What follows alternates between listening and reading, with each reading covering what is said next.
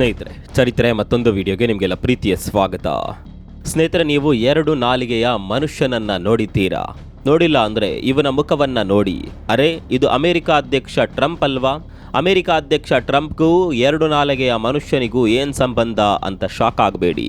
ಈತ ಎರಡು ನಾಲಿಗೆಯ ಮನುಷ್ಯನಿಗೆ ಪರ್ಫೆಕ್ಟ್ ಎಕ್ಸಾಂಪಲ್. ಇವನಷ್ಟು ಡಬಲ್ ಸ್ಟ್ಯಾಂಡರ್ಡ್ ಮನುಷ್ಯ ಈ ಜಗತ್ನಲ್ಲಿ ಯಾರೂ ಇರ್ಲಿಕ್ಕಿಲ್ಲ. ತನ್ನ ಬೇಳೆ ಬೇಯಿಸಿಕೊಳ್ಬೇಕು ಅಂದ್ರೆ ಈತ ಏನ್ ಬೇಕಾದರೂ ಮಾಡ್ತಾನೆ. ಏನಪ್ಪ ಈ ರೀತಿಯೆಲ್ಲ ಹೇಳ್ತಾ ಇದ್ದೀರಿ, ಮೊದಲು ವಿಷಯ ಹೇಳಿ ಅಂತ ಕೇಳಿದ್ರೆ ಉತ್ತರ, ಟ್ರಂಪ್ ಭಾರತಕ್ಕೆ ಮಾಡಿರುವ ಮೋಸದ ಜಾಲ.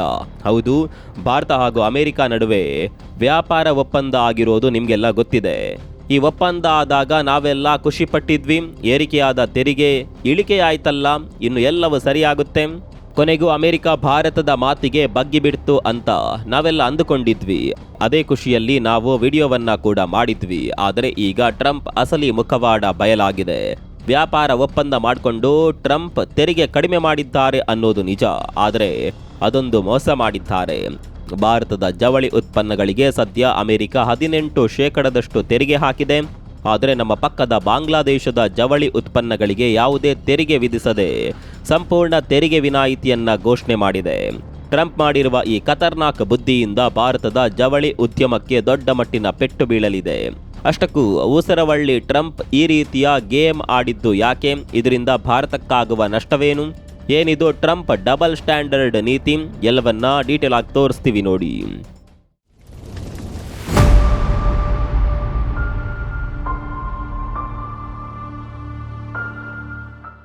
ತೆರಿಗೆ ವಿಚಾರದಲ್ಲಿ ಅಮೆರಿಕ ಯಾವೆಲ್ಲ ಆಟಗಳನ್ನು ಆಡ್ತು ಅನ್ನೋದು ಇಡೀ ಜಗತ್ತಿಗೆ ಗೊತ್ತಿದೆ. ಕೊನೆಗೆ ಭಾರತ ಯಾವುದಕ್ಕೂ ಬಗ್ಗದೇ ಇದ್ದಾಗ ಅನಿವಾರ್ಯವಾಗಿ ಭಾರತದೊಂದಿಗೆ ಅಮೆರಿಕ ವ್ಯಾಪಾರ ಒಪ್ಪಂದ ಮಾಡಿಕೊಳ್ತು.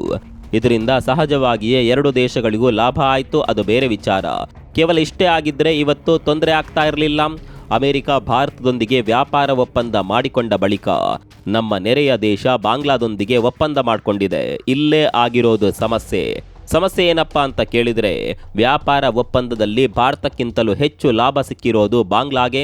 ಅದರಲ್ಲೂ ಜವಳಿ ಉತ್ಪನ್ನಗಳ ವಿಚಾರದಲ್ಲಿ ಬಾಂಗ್ಲಾಗೆ ಅಮೆರಿಕ ಯಾವುದೇ ರೀತಿಯ ತೆರಿಗೆಯನ್ನ ಹಾಕಿಲ್ಲ.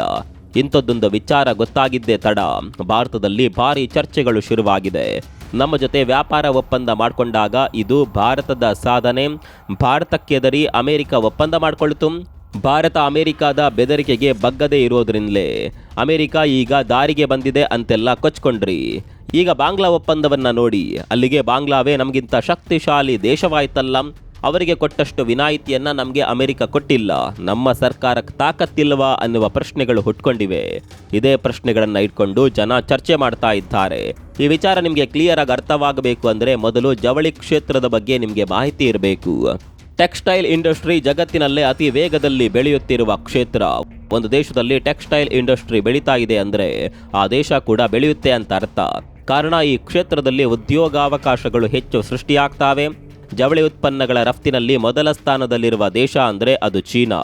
2ನೇ ಸ್ಥಾನದಲ್ಲಿ ಬಾಂಗ್ಲಾದೇಶ ಬರುತ್ತೆ. ಭಾರತ 4 ಅಥವಾ 5ನೇ ಸ್ಥಾನದಲ್ಲಿರುತ್ತೆ. ಗಮನಿಸಬೇಕಾದ ಸಂಗತಿ ಅಂದ್ರೆ ಈ ಕ್ಷೇತ್ರದಲ್ಲಿ ಬಾಂಗ್ಲಾ ನಮಗಿಂತ ತುಂಬಾನೇ ಮುಂದೆ ಇದೆ. ಅದೊಂದು ಪುಟ್ಟ ದೇಶವಾದರೂ ಜವಳಿ ಕ್ಷೇತ್ರದಲ್ಲಿ ನಮ್ಮನ್ನ ಹಿಂದಿಕ್ಕಿ ಮುಂದೆ ಹೋಗಿದೆ. ಇನ್ನು ಗೊತ್ತಿರಲೇಬೇಕಾದ ಸಂಗತಿ ಏನಂದ್ರೆ, ಚೀನಾವಾಗ್ಲಿ ಬಾಂಗ್ಲಾವಾಗ್ಲಿ ಭಾರತವೇ ಆಗ್ಲಿ ತಮ್ಮಲ್ಲಿ ಉತ್ಪಾದನೆ ಮಾಡಿದ ಜವಳಿ ಉತ್ಪನ್ನವನ್ನ ಮಾರಾಟ ಮಾಡೋದು ಎರಡೇ ಮಾರುಕಟ್ಟೆಗಳಿಗೆ. ಒಂದು ಯುರೋಪ್, ಮತ್ತೊಂದು ಅಮೆರಿಕ. ಇದೆರಡು ಜವಳಿ ಉತ್ಪನ್ನಗಳಿಗೆ ದೊಡ್ಡ ಮಾರ್ಕೆಟ್. ಹೀಗಾಗಿ ಜವಳಿ ವಿಚಾರದಲ್ಲಿ ನಮಗೆ ಅಮೆರಿಕ ಇಂಪಾರ್ಟೆಂಟ್ ಆಗುತ್ತೆ. ಆದರೆ ಈಗ ಮಾಡಿಕೊಂಡಿರುವ ಒಪ್ಪಂದದಲ್ಲಿ ಭಾರತದ ಜವಳಿ ಉತ್ಪನ್ನಗಳಿಗೆ ಅಮೆರಿಕ 18% ತೆರಿಗೆ ಹಾಕಿದೆ. ಭಾರತಕ್ಕೆ 18% ತೆರಿಗೆ ಹಾಕಿ ಬಾಂಗ್ಲಾಗೂ ಸೇಮ್ ತೆರಿಗೆ ಹಾಕಿದ್ದಿದ್ರೆ ಸಮಸ್ಯೆ ಆಗ್ತಾ ಇರಲಿಲ್ಲ. ಇಲ್ಲಿ ಅಮೆರಿಕ ತನ್ನ ಚಾಲಾಕಿ ಬುದ್ಧಿ ಪ್ರದರ್ಶನ ಮಾಡಿದೆ. ಬಾಂಗ್ಲಾದ ಜವಳಿ ಉತ್ಪನ್ನಗಳಿಗೆ ಅಮೆರಿಕ ತೆರಿಗೆ ವಿನಾಯಿತಿ ನೀಡಿದೆ. ಅಮೆರಿಕದ ಈ ನಿರ್ಧಾರ ಭಾರತದ ಜವಳಿ ಕ್ಷೇತ್ರಕ್ಕೆ ದೊಡ್ಡ ಪೆಟ್ಟು ಕೊಡಲಿದೆ. ಎರಡು ದೇಶಗಳಿಗೆ ಕೂಡ ಸೇಮ್ ಮಾರ್ಕೆಟ್ ಇರೋದ್ರಿಂದ ಅಮೆರಿಕದಲ್ಲಿ ಭಾರತದ ಜವಳಿ ಉತ್ಪನ್ನಗಳಿಗೆ ಬೇಡಿಕೆ ಕಡಿಮೆ ಆಗಬಹುದು. ಕಡಿಮೆ ರೇಟ್ ಇರೋದ್ರಿಂದ ಬಾಂಗ್ಲಾ ಉತ್ಪನ್ನಗಳು ಅಮೆರಿಕಾಗೆ ಹೆಚ್ಚಾಗಿ ಸೇಲ್ ಆಗಬಹುದು. ಸ್ನೇಹಿತರೆ, ಮತ್ತೊಂದು ವಿಚಾರ ನಿಮಗೆ ಗೊತ್ತಿರಬೇಕು. ಅಮೆರಿಕ ಇಲ್ಲಿ ಸುಮ್ಮನೆ ಬಾಂಗ್ಲಾಗೆ ವಿನಾಯಿತಿ ನೀಡಿಲ್ಲ. ಯಾವುದೇ ಲಾಭ ಇಲ್ಲದೆ ಅಮೆರಿಕ ಹೀಗೆ ಮಾಡೋದಿಲ್ಲ. ಅಮೆರಿಕ ಇಲ್ಲಿ ಬಾಂಗ್ಲಾಗೆ ಒಂದು ಷರತ್ತು ಹಾಕಿದೆ. ಜವಳಿ ಉತ್ಪನ್ನಗಳಿಗೆ ಬೇಕಾದ ಕಾಟನ್ ಅನ್ನ ನೀವು ನಮ್ಮಿಂದಲೇ ಖರೀದಿ ಮಾಡಬೇಕು. ಈ ಕಾಟನ್ನಿಂದ ರೆಡಿ ಮಾಡಿದ ಬಟ್ಟೆಗಳಿಗೆ ಮಾತ್ರ ನಾವು ತೆರಿಗೆ ಹಾಕೋದಿಲ್ಲ. ಇದು ಅಮೆರಿಕಾದ ಕಂಡೀಷನ್. ಮೊದಲೆಲ್ಲ ಬಾಂಗ್ಲಾ ಭಾರತದಿಂದ ಕಾಟನ್ ಅನ್ನ ಖರೀದಿ ಮಾಡ್ತಾ ಇತ್ತು. ಆದರೆ ಈಗ ಸಂಬಂಧ ಸರಿ ಇಲ್ಲದೆ ಇರೋದ್ರಿಂದ ಅಮೆರಿಕ ಇದನ್ನೇ ದಾಳವಾಗಿ ಪ್ರಯೋಗ ಮಾಡಿದೆ. ಬಾಂಗ್ಲಾಗೆ ಕಾಟನ್ ಮಾರಾಟ ಮಾಡಿ ಬಟ್ಟೆಗಳನ್ನ ಯಾವುದೇ ತೆರಿಗೆ ಇಲ್ಲದೆ ತನ್ನ ದೇಶದಲ್ಲಿ ಮಾರಾಟ ಮಾಡೋದಕ್ಕೆ ಅವಕಾಶ ಮಾಡಿಕೊಟ್ಟಿದೆ. ಅಲ್ಲಿಗೆ ಅಮೆರಿಕ ಎಷ್ಟರ ಮಟ್ಟಿಗೆ ಲಾಭ ಮಾಡಿಕೊಳ್ಳುತ್ತೆ ನೋಡಿ. ಕಾಟನ್ ಮಾರಾಟ ಮಾಡಿ ಬಟ್ಟೆ ಖರೀದಿ ಮಾಡಿದ ರೀತಿ ಆಯಿತು. ಅದರಲ್ಲೂ ಭಾರತ ಹಾಗೂ ಬಾಂಗ್ಲಾ ನಡುವಿನ ವೈಷಮ್ಯವನ್ನ ಅಮೆರಿಕ ಚೆನ್ನಾಗಿಯೇ ಬಳಸ್ಕೊಂಡಿದೆ. ನಮ್ಮ ನಡುವಿನ ಸಂಘರ್ಷವನ್ನ ಬಳಸಿಕೊಂಡು ಅಮೆರಿಕ ಚೆನ್ನಾಗಿಯೇ ಲಾಭ ಮಾಡಿಕೊಂಡಿದೆ. ಈಗ ನೀವು ಒಂದು ಪ್ರಶ್ನೆ ಕೇಳಬಹುದು, ಅಮೆರಿಕ ಬಾಂಗ್ಲಾಗೆ ಹಾಕಿದ ರೀತಿಯೇ ಭಾರತಕ್ಕೂ ಕಂಡೀಷನ್ ಹಾಕ್ಬೋದಿತ್ತಲ್ವಾ? ನಾವು ಕೂಡ ಅಮೆರಿಕದಿಂದ ಕಾಟನ್ ಖರೀದಿ ಮಾಡಿ ಜವಳಿ ಉತ್ಪನ್ನಗಳನ್ನು ಯಾವುದೇ ಕಂಡೀಷನ್ ಇಲ್ಲದೆ ಮಾರಾಟ ಮಾಡ್ಬೋದಿತ್ತಲ್ಲ ಅನ್ನುವ ಪ್ರಶ್ನೆ ಮೂಡುವುದು ಸಹಜ. ಒಂದು ವೇಳೆ ಅಮೆರಿಕ ಈ ರೀತಿಯ ಕಂಡೀಷನ್ ಅನ್ನ ಭಾರತಕ್ಕೆ ಹಾಕಿದ್ದಿದ್ರೆ ಭಾರತ ಖಂಡಿತವಾಗಿಯೂ ಆ ಷರತ್ತು ಒಪ್ಕೊಳ್ತಾ ಇರಲಿಲ್ಲ. ನಮಗೆ ಬೇಕಾದಷ್ಟು ಕಾಟನ್ ನಮ್ಮ ಬಳಿ ಇದೆ. ಜಗತ್ನಲ್ಲಿ ಅತಿ ಹೆಚ್ಚು ಕಾಟನ್ ಉತ್ಪಾದನೆ ಮಾಡುವ ದೇಶಗಳ ಪಟ್ಟಿಯಲ್ಲಿ ಭಾರತ 2ನೇ ಸ್ಥಾನದಲ್ಲಿದೆ. ಚೀನಾ ಮೊದಲ ಸ್ಥಾನದಲ್ಲಿದೆ. ಒಂದು ವೇಳೆ ಅಮೆರಿಕದ ಕಂಡೀಷನ್ಗೆ ಒಪ್ಪಿ ಅವರಿಂದ ನಾವು ಕಾಟನ್ ಖರೀದಿ ಮಾಡಿದರೆ ನಮ್ಮ ದೇಶದ ರೈತರಿಗೆ ನಷ್ಟವಾಗುತ್ತೆ. ನಮ್ಮಲ್ಲಿ ನಮಗೆ ಎಷ್ಟು ಬೇಕೋ ಅದಕ್ಕಿಂತಲೂ ಹೆಚ್ಚಿನ ಪ್ರಮಾಣದ ಕಾಟನ್ ಉತ್ಪಾದನೆಯಾಗುತ್ತೆ.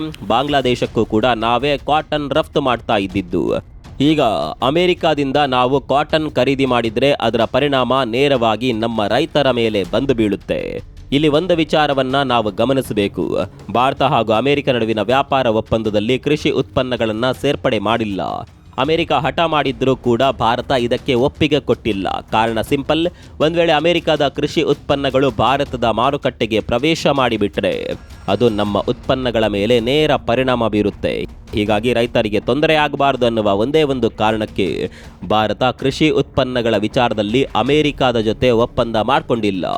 ಇದು ಭಾರತದ ಜಾಣ ನಡೆ. ಆದರೆ ಬಾಂಗ್ಲಾದ ಜೊತೆ ಮಾತ್ರ ಅಮೆರಿಕ ಎಲ್ಲ ರೀತಿಯ ಒಪ್ಪಂದ ಮಾಡಿಕೊಂಡಿದೆ. ಬಾಂಗ್ಲಾ ಕಣ್ಣು ಮುಚ್ಚಿ ಅಗ್ರಿಮೆಂಟ್ಗೆ ಸಹಿ ಹಾಕಿದೆ.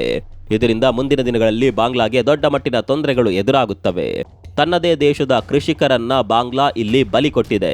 ಬಾಂಗ್ಲಾ ತನ್ನ ಸ್ವಾರ್ಥಕ್ಕೋಸ್ಕರ ಏನು ಬೇಕಾದರೂ ಮಾಡೋದಕ್ಕೆ ರೆಡಿ ಇದೆ ಅನ್ನೋದಕ್ಕೆ ಇದೇ ಸಾಕ್ಷಿ. ಒಂದೇ ಮಾತಿನಲ್ಲಿ ಹೇಳಬೇಕು ಅಂದರೆ ಇಲ್ಲಿ ಮೊಹಮ್ಮದ್ ಯೂನಸ್ ಬಾಂಗ್ಲಾದೇಶವನ್ನ ಒಂದು ರೀತಿ ಅಮೆರಿಕಾಗೆ ಮಾರಾಟ ಮಾಡೋದಕ್ಕೆ ಹೊರಟಿದ್ದಾರೆ. ಏನೇ ಆದರೂ ಅಮೆರಿಕ ಇಲ್ಲಿ ಒಳ್ಳೆ ಗೇಮ್ ಆಡಿದೆ. ಈ ಮೂಲಕ ಭಾರತದ ಜವಳಿ ಕ್ಷೇತ್ರಕ್ಕೆ ಪರೋಕ್ಷವಾಗಿ ಪೆಟ್ಟು ಕೊಡುವ ಪ್ರಯತ್ನ ಮಾಡಿದೆ. ಅಮೆರಿಕದಷ್ಟು ಸ್ವಾರ್ಥಿ ದೇಶ ಜಗತ್ನಲ್ಲಿ ಬೇರೆ ಯಾವುದು ಇಲ್ಲ ಅನ್ನೋದು ಮತ್ತೊಮ್ಮೆ ಸಾಬೀತಾಗಿದೆ. ಅಮೆರಿಕಾಗೆ ಭಾರತ ಮುಂದೆ ಹೋಗೋದು ಬಿಲ್ಕುಲ್ ಇಷ್ಟ ಇಲ್ಲ. ಹೀಗಾಗಿ ಜವಳಿ ವಿಚಾರದಲ್ಲಿ ಅಮೆರಿಕ ಒಂದು ರೀತಿ ಭಾರತದ ಬೆನ್ನಿಗೆ ಚೂರಿ ಹಾಕಿದೆ ಅಂದ್ರೂ ತಪ್ಪಾಗೋದಿಲ್ಲ. ಅದೇನೇ ಇರಲಿ, ಅಮೆರಿಕ ಜೊತೆ ಏನೇ ಒಪ್ಪಂದ ಮಾಡಿಕೊಂಡ್ರು ನಾವು ಜಾಗರೂಕರಾಗಿರಬೇಕು. ಅಮೆರಿಕ ತನ್ನ ಲಾಭವನ್ನು ಬಿಟ್ಟು ಬೇರೇನು ಯೋಚನೆ ಮಾಡೋದಿಲ್ಲ. ಅಮೆರಿಕದ ಈ ಡಬಲ್ ಸ್ಟ್ಯಾಂಡರ್ಡ್ ಬಗ್ಗೆ ನಿಮ್ಗೇನನ್ಸುತ್ತೆ? ಕಾಮೆಂಟ್ ಮಾಡಿ.